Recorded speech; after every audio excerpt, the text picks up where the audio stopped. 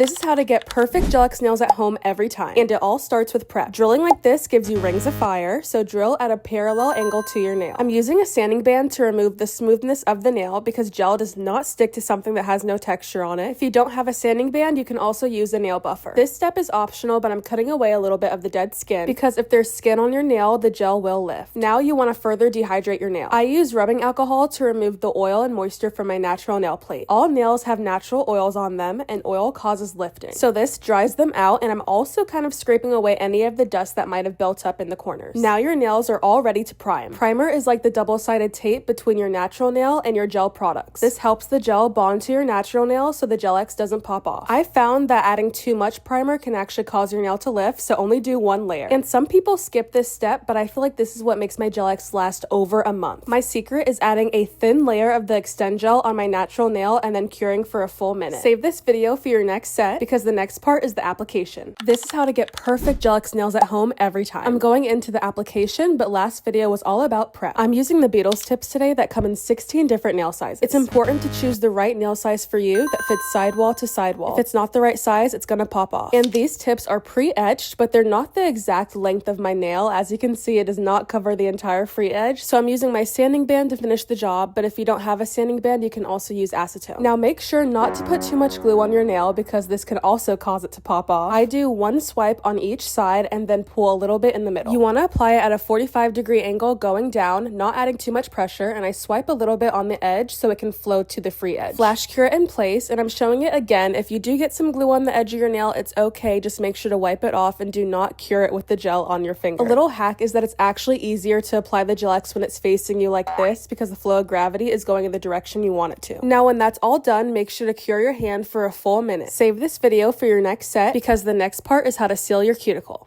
This is how to get perfect gel X nails at home every time. This is about blending. Last video was application. I'm using a 180 grit sanding band. The first step to making your gel X nails look flush with your actual nail is to scuff up the surface. This is on the lowest speed, so if you have a little bit of glue on your skin, this is the time to kind of take it off gently. And when you scuff up the nail like this replaces the need for base coat. Focus on removing all of the shine from the nail tip because this is what's going to make the gel polish stick to the surface. Now using my carbide bit, I'm going to seal the cuticle. This step is crucial. Here you can see the separation of my natural nail and the nail tip. I recommend using a safety bit for this. The end is rounded out and not completely sharp. Now on the lowest speed, I'm thinning out the gel X tip, not the natural nail. This should not be touching your natural nail. This drill is not safe for natural nails, meaning that it will give you rings of fire. And the reason behind sealing the cuticle is so that your nail tip and the natural nail are one, meaning that it does not lift up and your hair does not get stuck in it. I'm using acetone to further blend out the cuticle area, and this makes it the tightest seal ever so no air and moisture can seep in. And this step helps because when your nail grows out, you won't have that bulky ridge at the top. We do not want any harsh lines, so this gets rid of all of that. And if you followed all those steps, your nails are going to look perfect. Save this for your next set because in 2026, we're doing our nails at home. Finish my nails with me. I did the prep and application of the gel X in part 1, so if you haven't seen that, go check it out before you watch this one. This is the inspo for today's nail, and I'll be using my Beatles Taste of Spring gel kit. I'm going for the pastel Eastery color type of vibe today. I've been looking forward to these nails because I haven't done a gel X set on myself since August, which is insane to say because all of last year when I was in college, I was doing gel X nails as my job. Like I was doing sorority girls nails in my sorority house. But yeah, I lived in house. I would work like Monday through Friday, kind of a full-time job. Not really because it was part-time because I still had to do school, but I was doing like 5 nails a day. I'd wake up at 9, get breakfast downstairs, have my first client at 10, and then do like lunch around 12-ish and then go back to work until 5. And then I go back up to my room and chill for an hour because dinner was at 6, and then I'd just go out and hang out with friends. You might be thinking, when'd you go to class? I didn't. No, I'm just kidding, I did. I mainly had class Tuesday and Thursdays, so I wouldn't work those days, and I wouldn't work on the weekends because I went to Florida State. Like, I was not gonna work on the weekends. That was not the vibe. But yeah, all that to say, I got my gel X sparkle back doing these nails, and I just realized how much fun it is and how it really is second nature. And I really like how whimsical these look. It's kind of abstract, if you will.